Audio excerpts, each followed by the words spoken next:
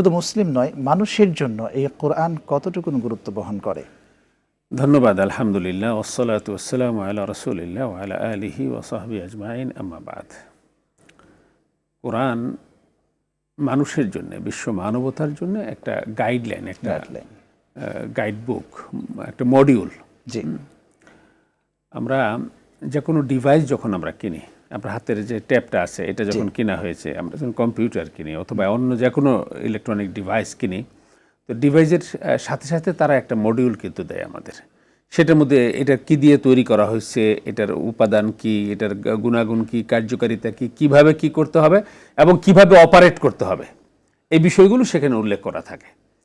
তো আল্লাহ রাব্বুল আলামিন গোটা দুনিয়া এবং আসমানের সমস্ত কিছুর তিনি সৃষ্টি করেছেন। এর মধ্যে সবচেয়ে উত্তম ডিভাইস হলো মানুষ।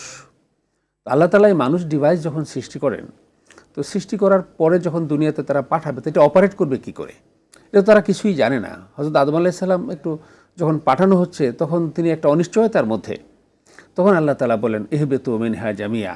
আপনি শুরুতে যে আয়াতের অংশটা তেলাওয়াত করলেন, যে তোমরা এখান থেকে দুনিয়াতে চলে যাও সবাই, টেনশনের কিছু নেই। ফাইম্মা ইয়াতিয়ান্নাকুম মিন্নি হুদান ফামান তাবিয়া হুদায়া ফালা খাউফুন আলাইহিম ওয়ালা হুম ইয়াহজানুন। অন্য রাওয়ায়াত, মানে অন্য আয়াতে আসছে ফামান ইত্তাবা হুদায়া ফালা ইয়াদিল্লু ওয়ালা ইয়াশকা, যে টাইম টু টাইম আমি গাইডলাইন পাঠাবো, আমি মডিউল পাঠাবো, আমি তোমাদের জন্য এই যে সনদ তৈরি করে পাঠাবো, দিক নির্দেশনা পাঠাবো। তো সেই দিক নির্দেশনা যে যথাযথভাবে অনুসরণ করবে তার কোনো ভয়ের কোনো কারণ নেই, তার টেনশনের কোনো কারণ নেই। আরেক আয়াতে যেটা বলা হয়েছে যে এটা অনুসরণ করবে, সে পথভ্রষ্ট হবে না, সে দুর্ভাগ্য বরণ করবে না। তো সেই থেকে আল্লাহ তাআলা যুগে যুগে নবী পাঠিয়েছেন, রাসূল পাঠিয়েছেন এবং তাদের কাছে গাইডলাইন পাঠিয়েছেন। এই গাইডলাইন বিভিন্ন সময়, বিভিন্ন যুগে, বিভিন্ন অঞ্চলে আঞ্চলিকভাবে পাঠিয়েছেন। আচ্ছা আচ্ছা, এক এক গোত্রে পাঠিয়েছেন, এক এক সময়ে পাঠিয়েছেন।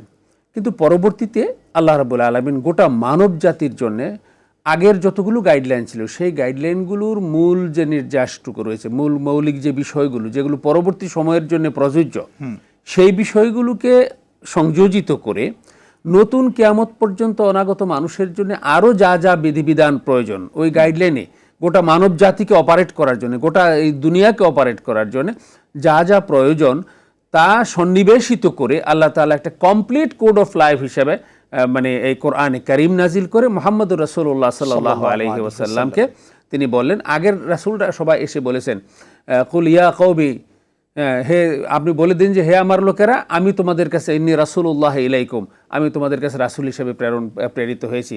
আর মুহাম্মদুর রাসূলুল্লাহ সাল্লাল্লাহু আলাইহি ওয়াসাল্লামকে আল্লাহ তাআলা বলে দিলেন যে আপনি বলে দিন কুল ইন্নী রাসূলুল্লাহ ইলাইকুম জামিয়া, যে হে মানুষ, আমি ইয়া আইয়ুহান নাস, হে সকল মানুষ, আমি তোমাদের সকলের কাছে রাসূল হিসেবে প্রেরণ করেছি। আল্লাহ তাআলা বলে দিলেন যে তোমার কাছে যে গাইডলাইনটা দিলাম, এই গাইডলাইনটা সাফিসিয়েন্ট কিনা। তিনি বললেন যে ওয়ানাজ্জালনা আলাইকাল কিতাবা তিবয়ানান লিকুল্লি শাই ওয়া হুদাও ওয়া রাহমাতাও ওয়া বুশরা লিল মুমিনিন, যে আমি যে গাইডলাইন তোমার কাছে দিয়েছি, যে কিতাব তোমার কাছে নাজিল করেছি, সেই কিতাবের মধ্যে আমি কোনো কিছুই বাকি রাখিনি। মানুষের জন্য, মানুষের মানব জীবনকে অপারেট করার জন্য যা যা প্রয়োজন হবে আমি সব কিছুই তার মধ্যে সন্নিবেশিত করেছি।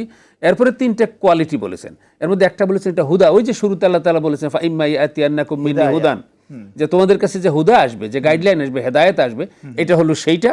ওয়া রাহমাতান, এবং এটা হলো মানে একটা অনুগ্রহ আল্লাহ তাআলার পক্ষ থেকে বান্দাদের জন্য, একটা দয়া, একটা অনুগ্রহ। ওয়া বুশরা, এবং এই গাইডলাইন যারা অনুসরণ করবে তাদের জন্য রয়েছে পরকালে অফুরন্ত নিয়ামত সমৃদ্ধ জান্নাত। এই সুসংবাদ দানও এই কোরআনে কারীমের মাধ্যমে আল্লাহ তাআলা দিচ্ছেন। এটা অনুরূপভাবে এটা একটা সুসংবাদদাতা কাদের জন্য? লিল মুসলিমিন, যারা এই বিধানগুলো মেনে আল্লাহর সামনে আনুগত্য প্রকাশ করবে। জি, শুকরান। খুব চমৎকার আপনি বলছেন।